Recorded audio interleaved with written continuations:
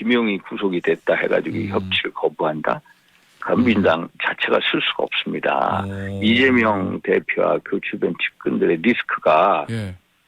이게 어떤 당 전체 리스크로 번지는 순간 아닙니까? 네. 그렇게 되면은 민당 내부에 있는 합리적인 인사들이 가만히 있겠습니까? 오히려 그게 훨씬 더 민당 내용으로 이끌 수가 있다. 저는 그렇게 판단합니다.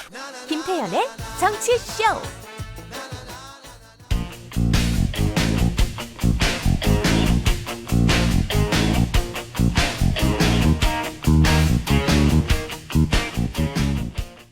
정권이 바뀌고 검찰 수사진이 바뀌니까 말이 바뀌었습니다. 대선 자금 운운하는데 불법 자금은 이론 본 일도 쓴 일도 없습니다. 저는 여전히 그의 결백함을 믿습니다. 김태현의 정치쇼 2부 뉴스 속 깊숙한 이야기를 들어보는 인터뷰 시간인데요. 자, 앞서 이재명 민주당 대표 얘기를 들어보셨지만 검찰이 이재명 대표 최측근인 김용 민주연구원 부원장을 전격 체포하고 오늘 새벽에 구속영장까지 청구를 했죠. 뭐 전국은 급냉될 수밖에 없고요. 거기다가 북한의 잦은 도발로 한반도 일대 긴장감까지 흐르고 있는데 이와 관련해서 국민의힘 의원 연결해서 여러 가지 상황 좀 짚어보려고 합니다. 자, 국민의힘의 중진 의원이신 윤상현 의원 모셨습니다. 의원님 안녕하세요. 안녕하세요. 윤상현입니다. 예, 의원님. 앞서 이재명 민주당 대표 목소리 좀 들어보셨는데 이재명 대표는 지금 대선 자금 운운하는데 불법 자금을 이런 본 일도 쓸 일도 없다라는 입장을 밝혔고 결국은 정권의 정치 탄압이다, 정적 제거다, 뭐 이렇게 보는 것 같거든요. 여기에 대해서는 어떻게 생각하십니까? 일단 이재명 대표 최측근인 김용 민주연구원 부원장인가요? 예. 그 사람이 대장동 사건 그 업자들로부터 8억 원을 받았다는 거거든요. 예, 일단 그거에 대한 진술도 있고 또 전달자의 메모도 있고. 예. 그래서 검찰 입장에서 당연히 이제 근무지 압수수색한 거고요. 네. 그거는 이제 검찰이 법원에 영장을 받아서 법원의 명령을 받들기 위한 법 집행을 했는데 이제 우리 이재명 대표는 계속해서 야당 탄압이다 이런 식으로 하는데 제가 보기에는 이게 좀 말이 안 된다. 소위 말해서 어떤 이 범죄 혐의가 있으니까 그거에 대해서 검찰이 정정당당하게 법 집행을 할 수밖에 없는 거 아니냐. 법 집행 그 이상 그 이하도 아니다. 라고 생각을 하고 있습니다. 근데 야당은 좀 이런 시각인 것 같아요. 이게 예전에 정권 바뀌기 전에는 이재명 대표의 불법 자금 이런 부분에 대한 문제는 수사는 안 됐는데 이거 정권 병거 바뀌고 검찰총장 출신의 대통령이 되고 검찰 수뇌부가 그 대통령과 가까운 사람들로 짜여진 다음에 이 수사가 급물살을 탄다는 건 이건 누가 봐도 민주당 대표를 겨냥한 거 아니냐 이런 시각을 야당을 가지는 것 같거든요. 계속해서 이 수사를 해왔고요. 네. 또 이게 자세히 들여다보면은 남욱이라는 사람이 정민용 변호사를 통해서 유동규를 거쳐서 김용한테 돈 8억이 갔다는 거거든요. 예, 그렇게 알려져 있죠 지금. 예, 그거에 대해서 남욱이 정민용 변호사한테 돈 줄 때 전달자 이 씨라고 하는 사람이죠. 이 씨의 메모까지 다 나와 있거든요. 그렇죠. 그래서 정권이 바뀌어서 그런 게 아니라 기존에 있던 증거, 진술들이 이 수사가 계속 진행이 되고 본격화되면서 그거에 대한 증거가 계속 나오고 있는 거죠. 어떤 검찰 수뇌부가 바뀌어서 그거는 말이 안 된다. 네. 민주당에서 그제 밤이군요. 그제 밤에 있었던 검찰의 민주당사 압수수색 시도에 대해서 굉장히 좀 반발을 했잖아요. 야당 탄압이라고. 이 정당 당사를 검찰에 압수수색하는 이거에 대해서는 어떻게 생각하십니까? 이 현대판 소도가 있을 수 없습니다. 국회에 들어와서도 압수수색을 하는데 안 그렇습니까? 정당이라도 어떤 성역이 될 수가 없다.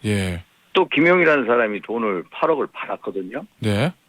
그럼 그 사람을 체포를 하고 그 사람들의 근무지, 그 사람의 정당을 압수수색 하는 게 아니라 김용의 그 사무실 책상을 압수수색하는 거거든요. 정당 압수수색하는 게 아니라 정당의 압수수색이 아니라 김용이 민주연구원 부원장이기 때문에 예. 그 부원장이 쓰던 선거 이 부원장이 쓰는 그 사무실 그 책상 컴퓨터를 예. 압수수색하는 거거든요. 네. 그 영장이 다 나와 있습니다. 그걸 자꾸 정당의 압수수색이라고 호도해서는 안 된다라고 생각을 합니다. 그 예전에 저 정치 오래 하시고 한나라당에 저 지금 국민의힘 계열 정당 오래 국민의힘이죠. 계셨으니까 예전에 예. 한나라당 시절에도 검찰이 야당의 한나라당 당사 압수수색 시도한 적이 있었나요? 예전에도 한 번 있었죠. 예전에도? 예전에 한나라당이 야당 시절에 야당 수사를 한 번 해서 제가 기억하기로는 어느 그 검찰 예. 검사가 예. 정영근 의원 같은 경우에 압수수색하러 온 적이 있죠. 아 그렇습니까? 그때도 한나라당 당사자들이 그걸 막아내고 뭐 그런 기억이 납니다. 예. 아, 그래서 항상 예. 이게 이 압수수색하면 정당이나 국회 들어오는 걸 막겠다라고 하는데 그것은 정정당당한 태도가 아니다. 이거는 예. 검찰이 하는 게 아니라 법원이 하는 겁니다. 법원의 압수수색이라는 것은 법원이 압수수색하라고 명령을 내린 거거든요. 법원의 판단입니다. 검찰이 하는 게 아니라는 거예요. 예. 검찰은 당연히 법원의 명령에 따라서 그것을 예. 집행하는 겁니다. 그 책무예요. 의무예요. 그걸 안 하는 게 오히려 직무유기예요. 예. 검찰 입장에서 할 수밖에 없는 거예요. 법원이 판단을 내렸기 때문에 예. 이걸 자꾸 야당 탄압이라고 호도해서는 안 된다라는 겁니다. 알겠습니다. 자 그러면 예. 검찰이 그 영장 민주당사에 대한 압수수색 영장이 아직 유효기가 남아 있잖아요. 예, 그거 저 다음 주라도 또 집행해야 된다. 뭐 이런 입장이십니까? 아니면은 뭐 굳이 뭐 정치권하고 충돌할 게 뭐 있어 그거는 뭐 이런 이제 입장이세요? 검찰이 판단해야 될 문제죠. 예. 그러나 오히려 떳떳하게 민당 입장에서도 떳떳하게 그 압수수색하라 하는 게 훨씬 더 국민적으로 공감을 받지 않겠어요? 예. 저는 그렇게 생각합니다. 예, 지금 뭐 국감 마지막이고 사실은 야당과 협치해야 될 일도 많은데 왜냐하면 국민의힘이 좀 의석수로는 소수 정당이니까요. 예, 소수 정당이죠. 여당이긴 하지만 이게 아마 김용 부원장에 대한 영장 발부 여부에 따라서 이재명 대표에 대한 어떤 수사 같은 것도 좀 검찰이 좀 드라이브를 걸 수밖에 없을 건데 그럼 야당과의 협치는 어떻게 되는 걸까요? 그 뭐 야당과의 협치하지만은 솔직히 예. 지금까지 강대강 그 정국이 진행이 돼 왔습니다. 뭐 그러긴 겉으로는 협치하지만은 솔직히 지난 3월 9일 대선 이후에 강대강 정국이 계속돼 왔고요. 예. 뭐 이게 압수수색 이 김용에 대한 이제 구속이 되더라도 예. 그거에 협치하고는 전혀 상관이 없는 문제다. 어차피 강대강 대치는 계속돼 왔다. 강대강 대치는 돼 왔고 예. 이것은 법 집행 그 이상 그 이하도 아니다. 이거는 법적인 영역의 문제지 정치하고는 다른 문제다라는 겁니다. 그렇지만 현실적으로 총선은 아직 횟수로는 2년 남았으면 소수 정당인 여당 국민의힘으로서는 민주당 협조 없이는 입법 활동이 제대로 안 될 수도 그런데 있잖아요. 중요한 거는 민당 협조가 중요하지만은 예. 국민들의 어떤 그 판단이죠. 예. 국민분들께서 김용이 구속이 됐다 해가지고 협치를 거부한다? 그럼 민당 자체가 쓸 수가 없습니다. 이재명 대표와 그 주변 측근들의 리스크가 예. 이게 어떤 당 전체 리스크로 번지는 순간 아닙니까? 네. 그렇게 되면은 민당 내부에 있는 합리적인 인사들이 가만히 있겠습니까? 오히려 그게 훨씬 더 민당 내용으로 이끌 수가 있다. 저는 그렇게 판단합니다. 뭐 다른 당 얘기긴 하지만 그럼 의원님 말씀대로라면 만약에 이재명 대표 만약입니다. 이건 역시 가정적 상황이죠. 김용 부원장이 구속되고 이재명 대표에 대한 검찰 수사가 계속이 되면 지금처럼 민주당의 단일 대우로 뭉치기는 쉽지 않을 거다. 당 내용이 많아질 거다. 뭐 이런 생각 말씀이신 건가요? 단일 대우로 뭉치기는 어려울 겁니다.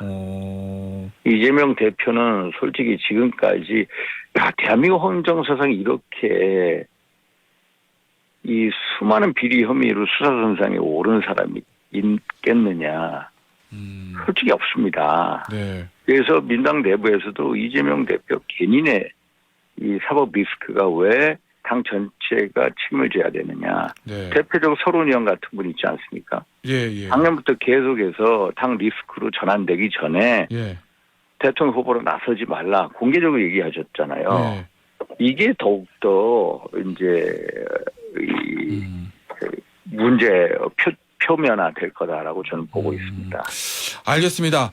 자, 주제를 좀 바꿔서 윤상현 예. 의원의 전공 분야이신 이 외교통일 관련된 거 좀 여쭙겠는데요. 예. 저 지난 국회 때까지 외통위원장 지내셨잖아요. 예, 맞습니다. 국민의힘 의원들 중에서는 그 누구보다도 이 북한 문제에 대해서 좀 정통하신 걸로 제가 알고 있는데 예. 이 북한의 도발이 계속되는데 이게 예. 원래 예상하기로는 그래도 중국 당대회 기간에는 이거 시진핑 3년인 걸렸는데 조용하지 않겠어? 뭐 이런 예상도 예. 좀 했었거든요. 그런데 예. 지금 뭐 9.19 군사합의 위반 얘기까지 나올 정도로 서해 동해로 방사표까지 계속 쏴대고 있는데 이런 강한 도발은 왜 그런다고 보시는 건가요? 지금 예. 북한이야 예. 사실 미국과 중국 간에 정말로 관계가 최악으로 악화된 상황을 너무나도 잘 간파를 하고 있거든요. 미국과 중국의 관계가요? 예, 그래서 지금 16일부터 22일까지 20차 전당대 당대회죠. 전당대 네. 당대회가 중국에서 열리고 있거든요. 네. 그래서 그런 어떤 소소한 도발을 해도 전혀 문제가 안 된다는 걸 알고 있습니다. 만약에 핵도발, 네. 예를 들어서 핵시험을 한다. 그 정도는 문제가 되겠지만은 이런 평소에 해오던 네. 미사일 발사라든지 포격 도발 이 정도는 중국도 전혀 개의치 않는다라는 걸 알기 때문에 이런 도발을 하고 있고요. 네. 그래서 이런 도발을 함으로써 계속해서 우리는 핵 포기 의사가 없다. 너희들 바이든 행정부나 윤석열 정부나 계속해서 핵 포기하라는데 예. 꿈도 꾸지 마라. 예. 응? 그리고 너희들도 이제는 북한이 핵 강성대국임을 인정한 그 바탕에서 새로운 대북 정책을 짜라. 이런 식의 어떤 그 압력, 예. 그 메시지를 보내고 있는 걸로 보입니다. 그러면 북한의 메시지가 우리를 향해서 북한이 핵 강성대국인 걸 전제로 대북 정책을 짜라 이거라면 그러면 우리는 대북 정책 어떻게 짜야 돼요? 우리는 우리 나름대로 대북 정책을 짜야죠. 그거 그 북한이 그런 식으로 요구한다고 그거에 맞춰서 짜야 되냐? 그건 아니다. 우리는 우리 나름대로의 대북 정책을 짜야 된다. 또 대북 정책을 짬에 있어서 미국하고의 관계, 미국하고의 긴밀한 협의를 해야 된다. 이렇게 생각을 합니다. 북한이 지금 강하게 나옴에 따라서 여러 가지 얘기들이 우리나라에 나오고 있는데 핵과 관련해서요. 예. 자체 핵무장론, 전술핵 재배치, 나토식 핵공유, 실질적 핵공유 여러 가지 용어들이 나오고 있거든요. 예. 이 중에서 의원님 생각하시기에 제일 현실적이고 바람직한 방안이다라는 거는 뭐가 있을까요? 솔직히 핵무장, 솔직히 저도 핵무장 하고 싶습니다. 그렇게 간단한 방법이 어디 있습니까? 자체 핵무장이요? 예, 자체 핵무장 저도 하고 싶습니다. 그러나 핵무장하면 NPT 체제를 탈퇴해야 되거든요. 그럼 한미동맹이 와해가 됩니다. 우리가 국제적으로 또 외교적으로 경제적으로 고립될 수밖에 없어요. 그럼 우리가 미국이나 국제사회부터 강력한 제재를 받게 되거든요. 그러면 우리가 견디지 못한다, 경제력이. 그래서 이거는 정말로 국민 입맛에 맞는 옵션입니다. 대안이지만은 정말로 비현실적인 대안이다. 정치인들이 자꾸 핵무장 얘기하는데 이것은 일종의 무책임한 포퓰리즘이다. 또 전술핵 배치를 얘기하는데 물론 미국 조야에서 헤리티지 재단의 에드윈 풀러 박사나 또 수미 테리라고 그 위드로 윌슨 센터의 그 아시아 소장 있습니다. 그 사람 아시아 국장도 계속해서 전술핵 배치도 옵션이 된다라고. 또 존 스캐파르티 그 주한미군 사령관도 그런 얘기를 하는 것도 사실입니다. 전술핵 배치를 한반도에 하자. 그러니까 미국 핵무기를 한국에 갖다 놓자. 이거잖아요. 미국의 전술 핵무기를 한반도에 갖다 놓자. 그런데 그거에 대해서 미국 정부는 대단히 소극적입니다. 왜 그러냐면은 전술 핵무기를 한반도에 갖다 놓는다? 그러면 한반도 우리 자체적으로 얼마나 국론 분열이 있겠냐. 또 한국과 우리와 북한하고 한반도 비핵화선을 미국이 깨는 꼴이 되거든요. 또 중국과 러시아가 얼마나 반발하겠습니까? 또 B-61이라는 전술 핵폭탄을 우리 오산이나 군산 공군 기지에 갖다 놓는다? 만약에 북한이 도발을 해서 친다? 그 공군들이 3분에서 5분을 치거든요. 예. 그래서 P-61이 군사적인 실효성이 있냐? 이런 얘기가 있어서 이 소위 말해서 헤리티지 재단 내 연구원들도 예. 반대를 하고 있습니다. 그래서 예. 저는 제가 박근혜 정부 때부터 줄기차게 얘기하고 있는 게 있습니다. 뭐냐면은 한반도 비핵화 선언도 건드리지 말고 네. 그 한반도 내 우리 내부의 어떤 이 좌파 세력들의 준동 반발도 할 수 없는 옵션이 뭐냐? 예, 뭐냐? 한반도 영해 12해리 바깥에다가 예. 공해상에다가 미국의 핵 전력 자산 예를 들어서 핵 미사일을 탑재한 잠수함을 예. 상시 배치를 하자. 아. 상시 배치하자. 오히려 전술핵 무기를 한반도에 갖다 놓으면은 그 위치가 다 북한에 의해서 탐지가 되거든요. 예. 추적이 돼요. 그런데 우리 공해상에 갖다 놓으면 잠수함 실은 그게 어디 있는지 몰라요. 공해에 갖다 놓으면 예. 공해상 그 바다 깊은 곳에다가 핵미사일 상시 배치한다. 그래서 한미 간의 긴밀한 협의를 통해서 그걸 우리가 확장 억제 차원에서 예. 북한의 핵 도발 시에 우리가 그걸 쓸 수 있게 하는 거. 그게 훨씬 더 현실적이고 합리적인 대안이다. 만약에 예. 정말로 한국과 미국 간에 그 핵 미사일에 대해서도 만약에 어떤 뭐 나토식이 아니더라도 예. 핵을 공유할 수 있는 어떤 협정까지 맺으면은 예. 그 협정에 대해서 물론 미국이 반대할 겁니다. 예. 그러나 공해상에 왔을 때 한국과 미국뿐만 아니라 일본까지 예. 끼어들어가서 일본이 핵공유 협정을 하자는 식으로 해서 나온다면은 그게 훨씬 더 북한의 도발 앞으로 있을 예. 도발에 대해서 강력한 대복제가 된다라는 게 이제 저희 주장인데 예. 제가 박근혜 정부 때부터 계속 이 주장을 했고 요새 와서는 보니까 우리 용산 대통령실에서 이 얘기가 나오는 것 같더라고요. 이제 나오더라고요. 이제서야 나오더라고요. 제가 7월 달에 그 대정부 질의 이종성 국방부 장관한테 할 때도 이 얘기를 했습니다. 핵무기 뭐 핵개발 뭐 전술핵 배치를 생각하고 있지 않다. 그래서 그거에 대한 하나의 대응 방안으로서 이거를 제시를 했는데 7월 달에 대정부 질문에서요 제가 요새야 이제 이것을 뭐 이제 강력하게 검토를 하기 시작한 것 같습니다. 알겠습니다. 자, 우리 마지막 주제로 당내 정치 얘기 좀 해봐야 될 건데요. 당내 정치요? 예. 전당대회 나오시나요? 뭐 주변에서 전당대회에 나가야 된다 이런 얘기하는 분들이 많습니다. 왜 그러냐면은 제가 수도권 의원이지 않습니까? 그렇죠. 사선 의원인데 2020년도 뭐 박근혜 세력이라고 해서 공천 탈락당했고요. 2016년도에도 또 공천 탈락당했습니다. 두 번 다 무소속으로. 연속해서 무소속으로 살아온 사람이 없다. 선거에 치고 전문가 아니냐. 그런데 지금 우리 당의 의석수 수도권 서울, 경기, 인천 총 의석수가 121석인가 그렇습니다. 거기서 우리 의석수가 17개밖에 안 돼요. 절대적인 열세. 여기서 이겨야 국민의힘이 이기는데 쉬운 상황이 아닙니다. 그런데 민주당 지도부 보십시오. 당내 지도부나 원내 지도부는 전부 다 60 이하 젊은 수도권, 전부 수도권 의원입니다. 60 이하의 수도권 의원입니다. 여기에 맞싸울 수 있는 정말 내후년 총선 승리를 견인할 수 있는 사람이 누구냐. 윤상인 아니냐. 자꾸 저한테 그런 얘기가 와서 저도 윤석열 정부의 성공 또 이 총선 승리를 위해서 모른 척하고 있을 수만은 없다. 뭔가 역할을 해야 된다. 그런 면에서 깊이 숙고는 하고 있습니다. 깊이 숙고는 하고 계시다. 예. 이거 좀 예전 얘기긴 한데 이준석 대표가 방송 인터뷰에서 아마 신윤핵관으로 윤상현 뭐 신핵관 신핵관 얘기를 하는데 이거는 저는 그렇게 봅니다. 이 윤석열 정부 일기 국정 운영에 대한 어떤 이제 그 실망감을 표현한 거 아니냐. 소위 말해서 일기 윤핵관들에 대한 실망. 그래서 정말로 새로운 신핵관들이 나타나서 대통령에게 당과 민심의 요구를 과감하게 전달할 수도 있고 또 대통령과의 어떤 신뢰도 있고 이런 사람들이 새로운 신핵관으로 나서야 되는 거 아니냐. 그런 의미에서 어떤 반성적인 의미, 우리 국민의힘의 어떤 국정 운영에 대한 반성적 의미의 단어이지 신핵관에게 반드시 윤상현이다.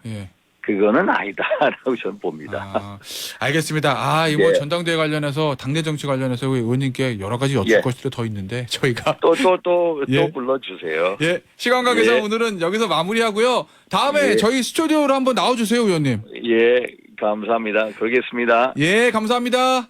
예. 지금까지 국민의힘의 윤상현 의원이었습니다.